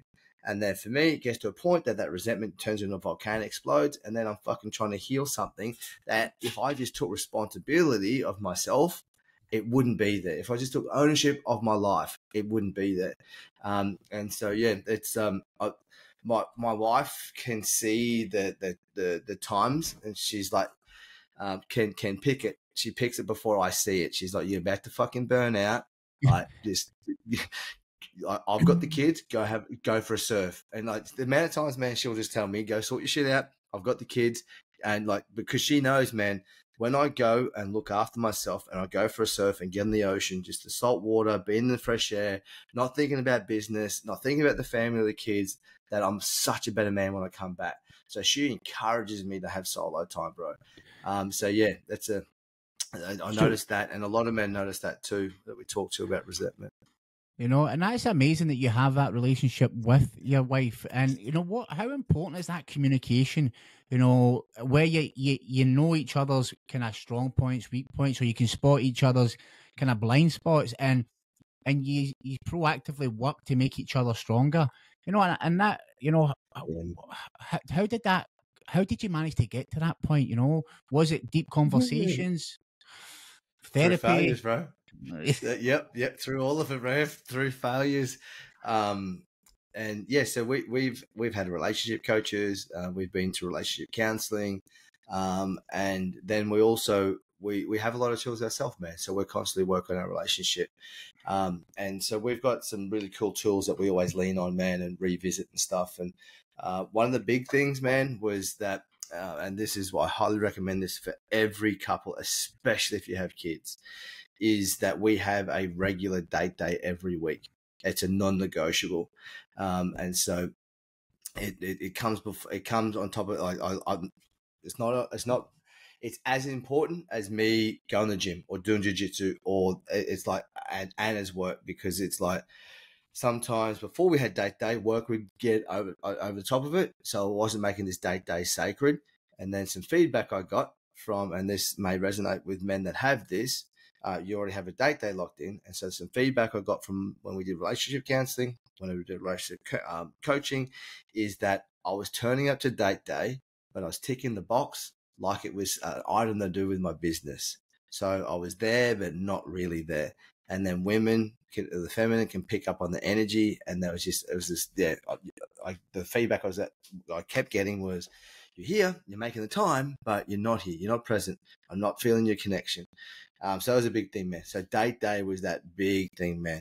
And then we've both because we've been in the work together, man, we understand how important communication is. So one of the things that we do with date day is, before we go on date day, it's like especially with kids, man, it can get gnarly, man, that we don't actually get to drop in and have a conversation. It might be in the morning a little bit, and then we're knackered at night.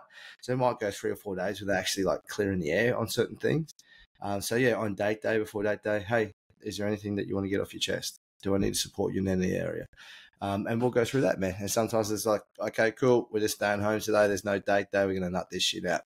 And we'll go through fire ceremonies or letting go ceremonies, or like lean on the tools that we have, man. But yeah, communication is like really important, man. And with the communication too, one thing I'd like to, for your listeners, is I see a lot of men get lost in their communication because they don't understand who they are as an individual, and they don't know their standards and their boundaries and their non-negotiables. So in their communication, as I was saying, with their nuts in their handbag, they get railroaded in the conversation, and so they're always compromising and giving up their own terms, and so there's where a lot of resentment lies, undercurrent lies. So that was a big thing of me claiming back territory within our relationship and within my standards, and having some really uncomfortable conversations. I literally put a post up today. Would you rather be liked or respected as a man? And that comes down to a conversation we had in our men's team about this, about how many times that we just want to be liked by our partner, that we don't ask for what it is that we need. We don't say, hey, this is a non-negotiable. This is not okay, because we just want to be liked, because we can't upset mum, and that our partner is a big trigger for our mum. Whereas she would prefer, and most people would prefer, if we were firm in our boundaries, even if there was a bit of conflict there, eventually that conflict would settle, and there's more trust with someone that's respected, because you know who they are. It's like, these are my terms. And so, yeah, and I'd love to share, this is a bit of a raw one, and I'm not speaking out of school, because my wife and I have shared this on a different podcast, is that we have a boundary within our relationship, because we've both been unfaithful in previous relationships, that if we ever catch ourselves looking at the opposite sex and fantasizing about, so if I'm fantasizing about women or she's fantasizing about men, that we'll openly declare that to each other and sit down and hold space for each other, because we don't want to cheat on each other. Dude, that's been like, she's said that to me twice in our relationship, and I've said it once, and it's like, you want to do some men's work? Fucking sit in that conversation, bro. It was super triggering, but super cathartic. And then what that's done is built a really solid trust within each other. It's like, man, we can talk about anything, because we can hold that space. We can speak truth to each other, and we're not going to judge each other. We're not trying to justify or get away from this or blame the other person. We're going to sit in this and we'll work it out. So communication is really big, man. Really, really Wow. big. That's, that's, I've never heard anything like that before, bro. And jealousy, jealousy is a monster. For Oh, me, bro. it Yeah, man. destroyed basically every relationship I've had. And even up right now in my marriage, thank goodness we're at a place where it's not. But a couple of years ago, I would think my wife was cheating on me. She was doing this, Mm, and she's looking after two children. She's working a job. She's not even giving me any signs. But my mind is overactive because of who I am and because of mm-hmm, what I'm thinking, and mm-hmm, not, and I'm putting it on her.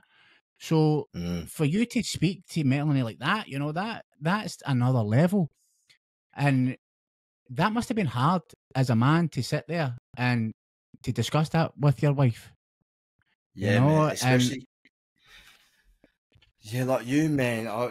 Meeting my wife, I was super insecure, dude. Super fucking jealous. Like I didn't have social media for a couple of years, dude, because it used to feed. It was that big of a demon for me. Like I was like go on my ex's page, look at a post, look at the comments, find a dude, and then find him, look at his profile photo, compare myself to him, and then attack her. How do you know this dude? When did you meet him? And just like it was just yuck, man. It was so yuck. And I didn't know why I was doing it, man. And it was deeply because I was so insecure and I hadn't forgiven myself for all the stuff that I'd done and what I used to do and how I used to objectify women and all that kind of stuff. And so that's what I needed to do, man. That's how I got past it. I needed to actually go and forgive myself and heal myself and go working on myself and start cultivating what was been talking about, man, is like being unapologetically myself, authentically myself, knowing, and this is the big things like, man, I can't control anyone. If she goes cheat, I as much as it would suck, I know deep down that I'll be fucking good. yeah, Back before I met my wife, every relationship before that, man, if that partner cheated on me, I'd be a fucking mess. Life would crumble because I put so much emphasis on she completed me because I didn't feel whole. Whereas now I feel whole, I'm good. I know she won't cheat on me, man. If it did happen or we broke up, I know it would hurt, but I'd be good. I'd be okay.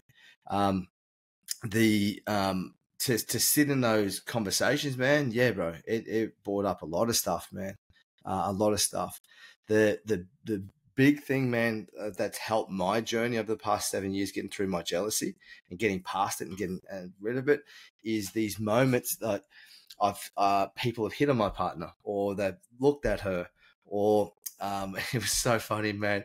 I took the family away for a family holiday recently, and where I took her was where her and one of her boyfriends used to go, and it was just like back 7-8 years ago, that would have triggered the fuck out of me, man, like really bad.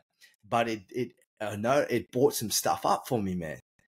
And so I was like, hey, and when the kids went to sleep, like, hey, I've got to talk. There's some stuff here for me. Can we talk about some stuff?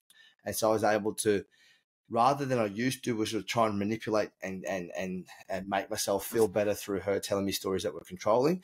This time I was just able to talk about, hey, I'm feeling a bit insecure right now. I'm feeling like you're going to judge the time when you were there versus when I'm here and you're going to compare and all that kind of stuff. So I was able to talk from an open perspective. Yeah, man, it's been a journey, bro. Like it's been super rocky, super hard at times, but the celebrating those little moments of like catching those things, man, and there's moments where we've been in a shopping center, man, and like an ex of hers has come up and said hello, and I just noticed what's alive in my body. It's like, oh, there's nothing there anymore. Fuck, that's amazing, man. And just keep giving myself that pat in the back, bro. I was like, cool. That all of those, like that hard work is paid off, bro. I think that's a big thing that men forget is to celebrate ourselves. oh, yeah, It's so interesting, man. Why don't fucking men celebrate themselves? yeah. And when it comes to the whole family dynamic, how has that fed through the family? Because you are obviously on such a good level, and children pick up off our energy, and they witness how the Mm-hmm. parents communicate and interact with each other. So and with your kids, Mm. what have you got? I think is it three? You've got three. You've Yeah, got man. yeah. So It, how does that kind yep. of blossom the children, you know, how to help see them kind of Oh, man. elevate. It's Yeah, man. It's been super fucking beautiful, bro. Like super rewarding. And I'm going to mention a couple of things that where I fucked up as well, because it's not all roses, but it's been so beautiful, man. Like our 5-year-old, even our 4-year-old, we had some people over, and there was a heap of kids here on the weekend. There's like 8 kids, and my eldest boy, man, he's 5.5. He's like, "Hey guys, I just need some space right now." And so he went and took himself in the room because he could feel his emotions getting so erratic, man, that he went hard for a day, and it was just that next day, he's like, "I just need some space." So we went and did that. He came up to me, man. He's starting school next year, and he was just playing up this one morning. It was like 2 weeks ago, like super aggressive with the kids. It was just out of character sort of thing. So, buddy, what's going on, man? So, "Oh, Daddy, I'm just really scared about starting. I'm really nervous about starting prep next year." I said, "Oh, why, man?" He's like, "Oh, I'm just scared of making friends." I'm like, "Oh, buddy, I understand that. I've struggled with that," and just openly talking about it, like what I've just told you guys about my friend Leon. And I didn't have friends, but I just know that I'm a kind man, and I've got a good heart. And then the kindy's really cool, man. Myself and one of the teachers there started a fatherhood circle. So I reached out to Tyler and said, "Hey, bro, Bretthy's having a hard time with prep next year's feeling nervous." So they had like a circle upstairs at the kindy with all the kids that starting prep. And they opened up the space, and there's like, what do you say? Tyler said, "Oh, you guys are starting prep next year. Does anyone want to bring anything up?" And my boy went first, man, in front of all these kids. He's like, "Yeah, I'm feeling nervous about making new friends." I'm like, I had my boy at men's circles, man, when he's 6 years old in the middle of circles. He's been listening to men share their heart on my Zoom calls, and he's just been immersed in that, man. And then to see him do that in front of boys and girls is just like, man, pays so many dividends, bro. Like, and there's been times that I fucked up like massively, bro. So there's like, and so I don't want to paint this picture that I'm this perfect dad. So I want to, one of them, man. So this is about maybe 4 months ago, maybe 4 months ago. So we bought this house that we're in now 5 months ago. All of his stuff was packed up in a box for a month in the rental before we moved in here. I've just pretty much gone back into construction. I know we were talking about this offline, man. Like putting a pool in and working like 12, 14-hour days, Saturday, Sunday on the home front. So I haven't been the father or the role model or present as the kids and family are used to. I've been tired as well. I've also, the past 2 months, like I mentioned, alcohol came back in as well. Didn't get out of control, but I also know that my sleep weren't there. So that was also an impact. And there's about a 10-day stint, man, that at night we got bunk beds, so I put both boys to bed. He'd go to the toilet. Both boys do a wee before they go to bed. He'd get into bed, and we're just about to go to sleep. And he's like, "Daddy, I've weed the bed." I'm like, "What, mate?" And get up, and he's like done a little spot wee on the bed. So I changed the sheets, and it happened like 10 days in a row. And then this one night I was like, "Hey, buddy, like, what's going on, man? Like, you're a big boy, dude. You go to the toilet." And he's like, "Oh, Dad, I'm just really scared of you." I'm like, "Oh, what, buddy?" And he's like, "Yeah, you yelled at me today, and so that I just did a wee." And so what I realized is, like, there was times where I was raising my voice, not being a conscious dad like I want to, and his nervous system got jacked. And it wasn't until he laid in bed and actually relaxed that his body was able to let go of that feeling, man. He did that through weeing. And so, man, that fucking hit me like a dagger in the heart, bro. That my boy was scared of me. It's just like, what the fuck, man? I'm trying so hard. And so the big thing that I've learned, man, is repair. And that this is something that my dad never did. He never said sorry. He never sort of apologized for the violence that I saw and that kind of stuff. So and my wife were big on repair, man, owning our shit. And so, yeah, the next day, I just like really owned it, that it wasn't okay. And so for the next week, when we went to bed, I was like, "Hey, buddy, before we go to sleep, is there anything that you'd like to declare? Is there anything on your heart you'd like to talk about?" And a couple of those times, like, "Yeah, Daddy, I didn't like how you spoke to me today with X, Y, and Z." I'm like, "Oh, okay. Would you like to know why Daddy was a bit firm?" And he's like, "Yeah." And then we talk about it. And so then he was able to understand that why I was enforcing certain boundaries, and the we stopped after like 7 days, man, and he hasn't done it since. But it's just opened up this really beautiful discussion for him and I. So now and Oki could witness the younger boy could hear it, and he's like, "Daddy, I've got something on my heart too." And he's just crazy, man. He's like, "I love ducks," or "I love the grass," but just being around that language, man. Is there anything on your heart? So yeah, it's been really beautiful, man. It's one of those things, bro, and it's there's been like, but it feels like we're butting our heads as parents, just again and again and again and again, trying to get a new behavior, routine, or something to happen, and it feels like we're failing or it's not working, and then all of a sudden the kid will just do that thing. And so one of the things that we've done, man, is when adults are talking, when the kids have got to come up and they've got to put their hand on our arm or leg, that let us know that the kids are there. And then if we're still talking, we'll put our hand on top of their hand to let them know that we know that they're there, and they've got to wait there until adults finish that conversation, and then we'll have that conversation. And man, it was like months, like 4 or 5 months, we're just trying to get Breathy to do that. And then the one day he did it, man. It's just like, oh, bro, all of that effort and him not doing it and interrupting and just repeating myself again and again and again just pays off, bro. So I share that one with you, man, because that was sorry. No, I never said anything, bro. It's just that must be that delay again.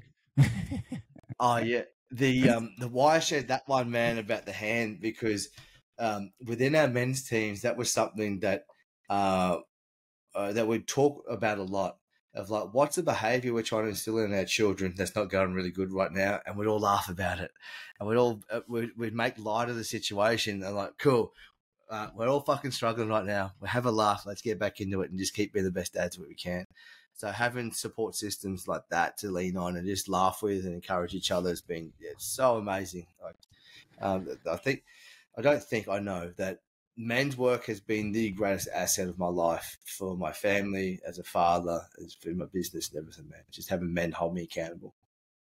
Yeah, bro, listen, you're such an inspiration, to myself, and I know just by being in your community, being on your page about with other men, and seeing the feedback from your bloke ventures, your MindFit, I see it all the time, and this is why, I think it's so important for men to get to a point where they reach out and see that they might need help in a certain area, and go to the men like you who's doing it, not just doing it, they've been doing it for a long time, they've lived it, they've went through it themselves, because like you said about the the psychologist, I think it was, that they never disclosed anything to you, so there was no trust there.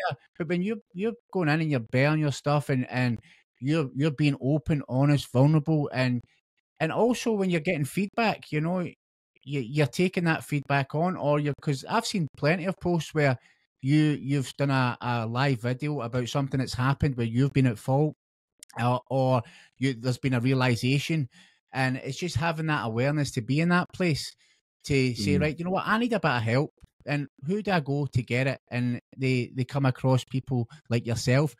But because I won't keep you much longer, bro, but if somebody was, let's just say some guys, he's got to a point where he's looking to do something about his life, right? He wants to, he wants to move forward. He wants to create a vision. He wants to get, mentally, physically well. Where would they find you? What would you suggest to them? Yeah, man. So my website, so blasegrinner.com. You can find all the stuff there. Though I just tell everyone, man, just hit me up on Messenger. I answer everyone. So just find me on Facebook. I'm really, really lucky because there's only one of me, because of the way that my mum spelt my name. So yeah, Blase Grinner. And then just reach out, have a chat, and then we just go backwards and forwards. I answer everyone on Messenger, and so direct contact to me. And so we can just have a chat that way.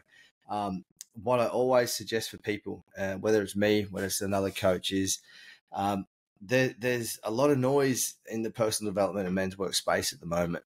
As it's a big industry, and there's a lot of. I just want to make sure that you do your due diligence. and do your own research. So the way that I offer people to do that, like you mentioned, man, I happily talk about when I fuck up. I happily talk about when life's not going well. I see a lot of people on social media only speak about the highlight reels, and they sit on top of perches. And for me, it's just like, well, I don't really trust that person. It's like the psychologist, I'm only going to give them 70% of the truth. So what I always say is, like, go on someone's profile and scroll on the and read or listen to or watch the last 10 of their posts. And I think within 10 of their posts, you should get a really good gauge of who they are. And then, just find people that are doing what it is where you want to go. Like find people that are like lived experience, not just teaching or regurgitating shit out of a book, but they're actually living the life or being the man or leading that life that you want to have. Just do your due diligence. I also see some people, I've seen it recently, man. This dude was just raving on about this coach, and he was like, and this coach ripped me off. I didn't get the results, all this kind of stuff. And then one of the things was, he's like, oh yeah, and he didn't have a website. I was like, that's on you, bro. Like, where's your fucking ownership on that? Did you do your due diligence? If this dude didn't have a website, where are you going to get all the references from and all that kind of stuff? Like, there's an ownership piece of that. So, yeah, man. Do that if you're listening. Just be wary. Have a chat. Reach out on Messenger. I'll have all your links in the description anyway, brother. And, I definitely would advise anyone that's looking to go that hit Blase up, because that's how I got in touch with him, and he was more than accommodating for me on more than one occasion. He gave me his time, so it's, and I'm not just saying that because he's on the podcast. He's genuinely a top guy. But I'll have all the links in the description and everything. And, one last thing. Is there anything that we haven't covered that you would like to discuss, bro?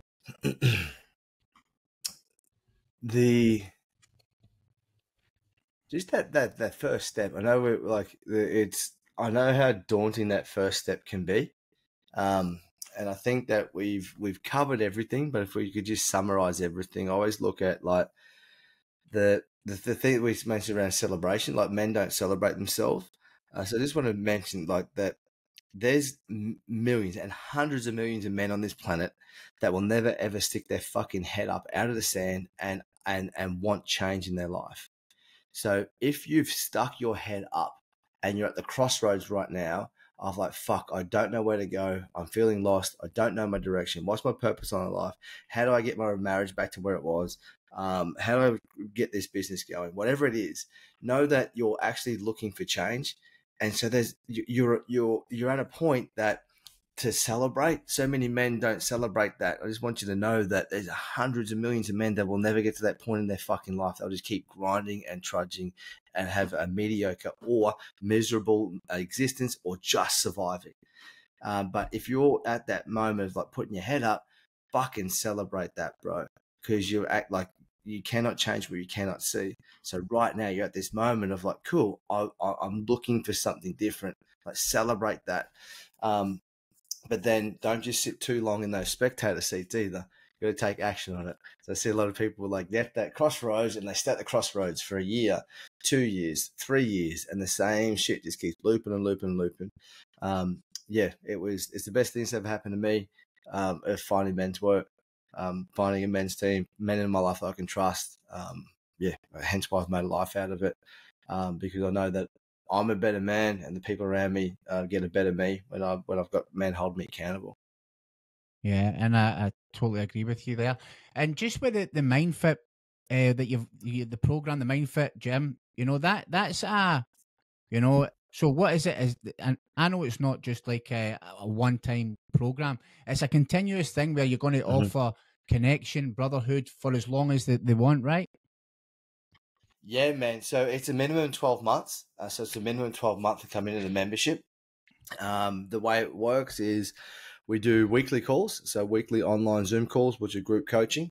The first 28 days, we take you through what we call foundational training so that you learn the language that everyone's using inside the membership. So otherwise you get in the membership like, what the fuck are these dudes talking about below the line consciousness? What the fuck does that mean? What is the addicted lover? What does that mean? So we teach you about all of these frameworks that we use through there, and that you come through that portal with the men in foundational training. Then when you graduate that, we split you into what we call a King's Table. So we split you into small teams. And now this is something that a lot of men's work don't have, because we've got a beautiful team. We're able to actually have small intimate groups. So yeah, King's Tables is 10 men. There's a lead coach and a foundational coach. So the foundational coach is a lead man in training. And then you go through that journey together with those 10 men over that year-long journey. And then there's modules, videos, workbooks for you guys to work through, and weekly calls to get hot seat coaching. Once a month, we do master classes. So I get my coaches and mentors and my my lead coaches, mentors and everything. We get them in, run master classes. And then we also, here in Australia too, we do the retreats part of it. So the Blokes Fence retreat is part of the membership, and we're going to be expanding that as well. So we're looking at, we'll be overseas very, very shortly. But yeah, it's a really powerful space. The content that we teach and all the stuff is phenomenal. It's like really life-changing stuff, these tools that you get to add to your tool belt, and on all the different areas of life. So we really have encapsulated the holistic, by holistic is WHOLE, like the whole of manhood, in all of the modules and everything. But one of the biggest things that we get a lot of feedback about is just the brotherhood, the camaraderie that happens, of like the men in these King's Tables, of this brothers for life that have each other's back, and that they have really rekindled trust in masculinity again, trust in men again, and then most importantly, trust in themselves, so that they can be the man that they wish to be in this world, and like have a fucking thriving life, man, living life on their terms.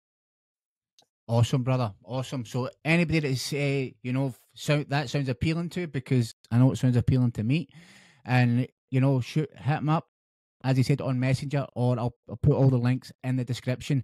And listen, Blase, thank you very much, brother, for sharing your wisdom, your time, and your presence here. I truly appreciate you. Thank you, my man. Much love, man. Thanks for having me, bro. I just want to close with a big, massive thank you. See, Project Reinvented has never been about me. It's always been about you, the listener who's looking to improve their life. So with that, I just want to express my sincere gratitude to each and every one of you for not only listening, but your continued support. Project Reinvented wouldn't exist without your presence, so thank you. My goal is to make this as personal to you as possible, so your feedback is invaluable to me, always welcomed and always appreciated. So as we go on this journey together, remember, the art of reinvention doesn't always demand big, massive leaps. See, big change starts with small steps. So think about this. What's one small action you can take today that will reignite your journey of life reinvention? Make that decision to take that step. See, life's a canvas, reinvention's the art, and you're the artist. So start creating. See you next week.